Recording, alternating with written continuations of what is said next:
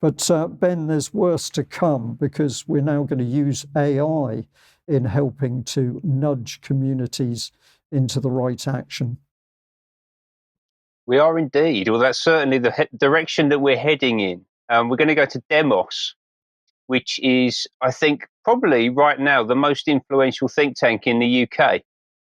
Demos was founded by Jeff Mulgan, who Brian's just mentioned, and they used to share an office with Common Purpose, who we obviously talk about all the time here on the column. One of the things I love about working with UK Column is just the depth and the heritage. That research was fantastic, Brian. I'm going to have to watch that back a couple of times, I think, to get all of the detail out of it.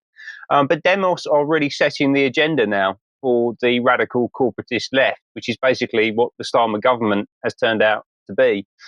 This is pre-election. This image you can see here, you've got Miriam Levin from Demos, you've got Georgia Gould, who at the time was the mayor of Camden. She's now Labour MP for Queen's Park and Maida Vale.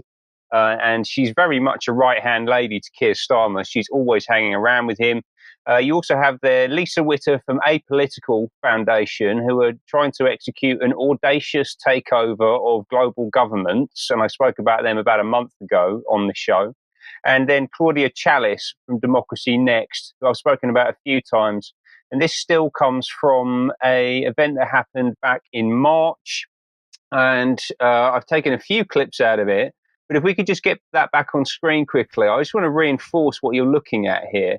On screen, and I can't go through all the connections because I haven't got time, but you're looking at the combined interests of Common Purpose, George Soros's Open Societies, the Rockefeller Foundation, the Bilderberg Group, Chatham House, the Obama Foundation, and now the UK Labour Party and Her Majesty's government. That's what's happening on screen right in front of you. Now, as I said, this is from March. The discussion was technology-enabled citizens' assemblies to radically reshape global democracy.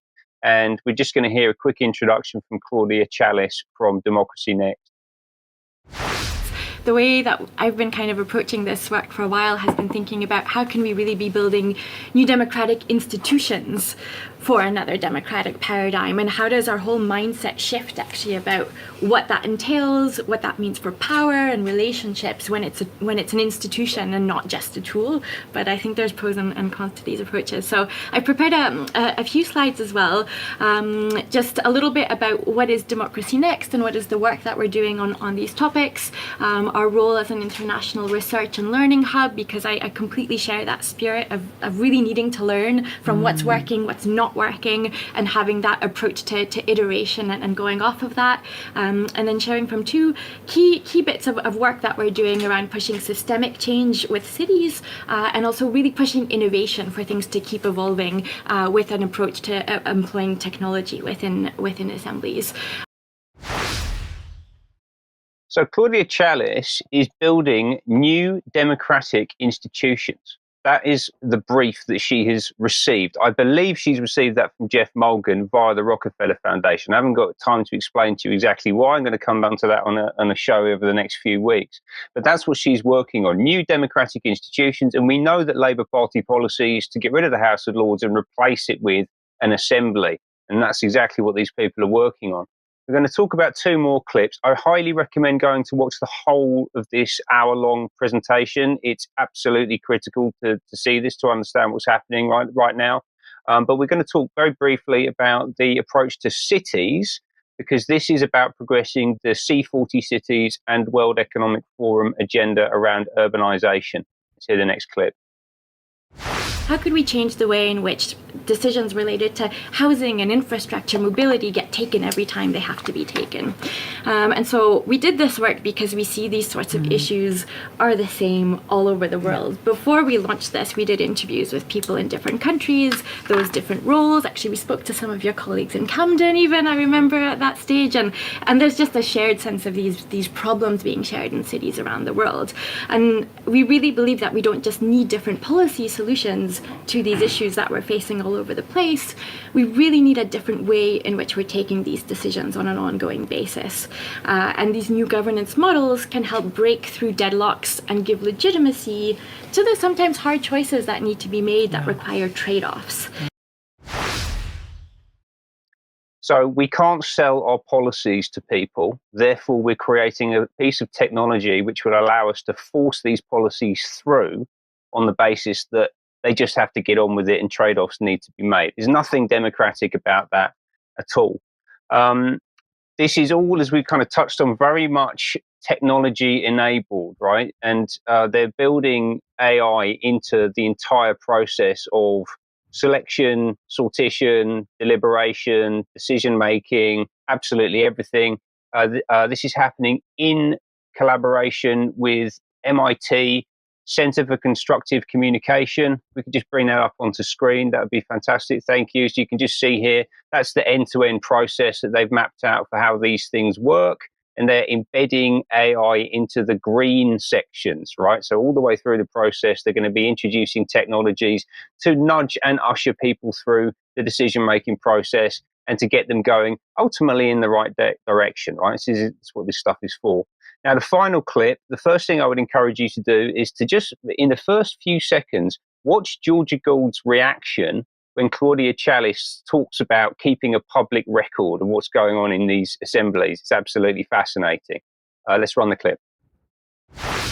And then the last thing is about actually having a better public archive of what's happening in these assemblies. Like, we have public archives of what happens in our city council decision-making moments, in our parliaments, and we don't really have a proper public archive of what's happening in our assembly processes.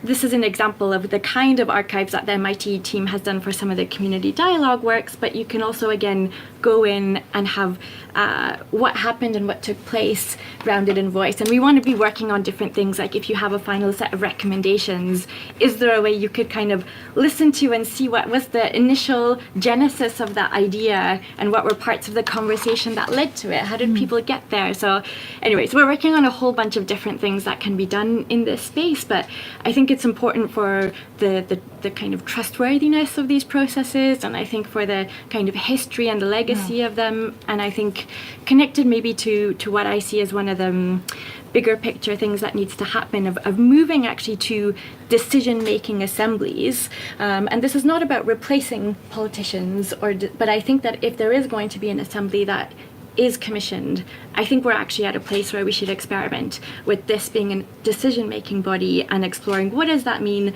for accountability and legitimacy. And I think having a public archive of what happened in this process is incredibly important when we're going in that direction. I don't know if you saw it, but Georgia Gould became very uncomfortable when it was suggested that someone might want to keep a public record. But we do need to keep a public record, according to Claudia Chalice, because we're soon going to be seeing decision-making assemblies that override politicians. And as far as she's concerned, and I believe everyone's sitting on the panel there, that is the direction that we're going in. Yes, Ben, a thought in my head was Claudia elected to Democracy Next? That was just a little question. Thank you for that. Now,